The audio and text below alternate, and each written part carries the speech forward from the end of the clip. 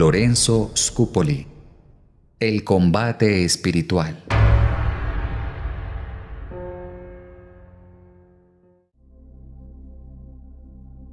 Capítulo 2. La desconfianza que se ha de tener en sí mismo. La desconfianza en sí mismo es tan sumamente necesaria en el combate espiritual que sin esta cualidad o condición no solamente no podremos triunfar contra los enemigos de nuestra santidad, sino que ni siquiera lograremos vencer las más débiles de nuestras pasiones. Siempre se cumplirá lo que dijo la profetisa Ana en la Biblia.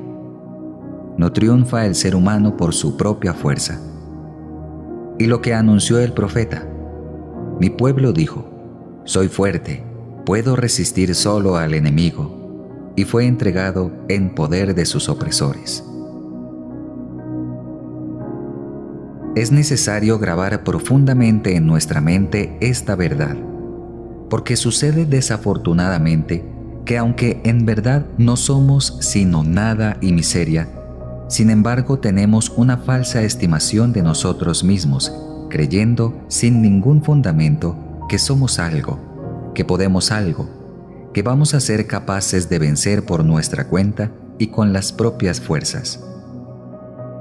Este error es funesto y trae fatales consecuencias, y es efecto de un dañoso orgullo que desagrada mucho a los ojos de Dios. Y si lo aceptamos, se cumplirá en cada uno lo que cuenta el salmista: yo creía muy tranquilo, no fracasaré jamás. Pero alejaste, oh Dios, tu ayuda de mi lado, y caí en derrota y opresión. Tenemos que convencernos que no hay virtud, ni cualidad, ni buen proceder en nosotros que no proceda de la bondad y misericordia de Dios, porque nosotros mismos, como dice San Pablo, ni siquiera podemos decir por propia cuenta que Jesús es Dios. Toda nuestra capacidad viene de Dios, pues Dios es el que obra en nosotros el querer y el obrar. Por nuestras solas fuerzas, lo que somos capaces de producir es maldad, imperfección y pecado. La desconfianza en sí mismo es un regalo del cielo, y Dios la concede en mayor grado a las almas que tiene destinadas a más alta dignidad, hasta que puedan repetir lo que decía aquella famosa mujer de la antigüedad llamada Santa Hildegarda: de lo único que puedo tener absoluta seguridad en cuanto a mí misma es de mi pavorosa debilidad para pecar y de mi terrible inclinación hacia el mal. Dios lleva al alma hacia la desconfianza en sí misma, permitiendo que le lleguen tentaciones casi insuperables, caídas humillantes, reacciones inesperadas, y que aparezcan en su naturaleza unas inclinaciones inconfesables, y dejándola por ciertos tiempos en una tan oscura noche del alma que hasta para decir un Padre Nuestro siente fatiga y desgano, de manera que se llegue a adquirir la convicción de la total impotencia e incapacidad para caminar hacia la perfección y la santidad, si el poder de Dios no viene a ayudar.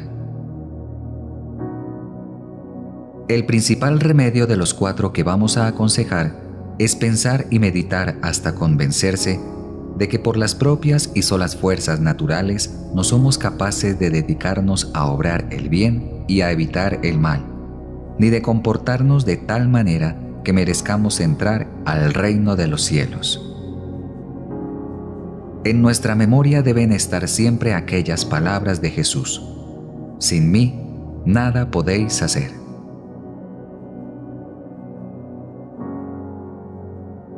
El segundo remedio es pedir con fervor y humildad muy frecuentemente a Dios la gracia de confiar en Él y desconfiar de nosotros mismos, porque esto es un regalo del cielo, y para conseguirlo es necesario ante todo reconocer de que no poseemos la desconfianza necesaria, y luego convencernos de que la desconfianza en nosotros mismos no la vamos a conseguir por nuestra propia cuenta, que es necesario postrarse humildemente en la presencia del Señor y suplicarle por su infinita bondad que se digne concedérnosla. Y podemos estar seguros que si perseveramos pidiéndosela, al fin nos la concederá. Hay un tercer remedio para adquirir la desconfianza en sí mismo, respecto a lograr conseguir por nuestra propia cuenta la santidad, y consiste en acostumbrarse poco a poco a no fiarse de las propias fuerzas para lograr mantener el alma sin pecado, y a sentir verdadero temor acerca de las trampas que nos van a presentar nuestras malas inclinaciones que tienden siempre hacia el pecado, a recordar que son innumerables los enemigos que se oponen a que consigamos la perfección, los cuales son incomparablemente más astutos y fuertes que nosotros y aún logran hacer lo que ya temía San Pablo. Se transforman en ángeles de luz para engañarnos. Y con apariencia de que nos están guiando hacia el cielo, nos ponen trampas contra nuestra salvación. Con el salmista podemos repetir: ¿cuántos son los enemigos de mi alma, Señor? Y la odian con odio cruel. Y no nos queda sino repetirle la súplica del Salmo 12. Señor, ¿hasta cuándo van a triunfar los enemigos de mi alma? Que no pueda decir mi enemigo, le he vencido, que no se alegren mis adversarios de mi fracaso. El cuarto remedio consiste en que cuando caemos en alguna falta, reflexionemos acerca de cuán grande es nuestra debilidad e inclinación al mal, y pensemos que probablemente Dios permite las culpas y las caídas para iluminarnos mejor acerca de la impresionante incapacidad que tenemos para conseguir por la propia cuenta la santificación, y aprendamos así a ser humildes y reconocer las limitaciones y aceptar ser menospreciados por los demás. Si no aceptamos que nos desprecien y nos humillen, no conseguiremos jamás la desconfianza en nosotros mismos, porque ésta se basa en la verdadera humildad, la cual nunca se consigue sin recibir humillaciones, y se basa también en un reconocimiento sincero de que por nosotros mismos no merecemos sino desprecio y humillación. Es mejor ir aceptando las pequeñas humillaciones que se nos van llegando a causa de las debilidades y miserias cada día, y que no nos suceda como a las personas muy orgullosas y creídas que solamente abren los ojos para reconocer su debilidad y malas inclinaciones cuando les suceden grandes y vergonzosas caídas. Les sucede lo que decía San Agustín: temo que vas a caer en faltas que te humillarán mucho, porque noto que tienes demasiado orgullo.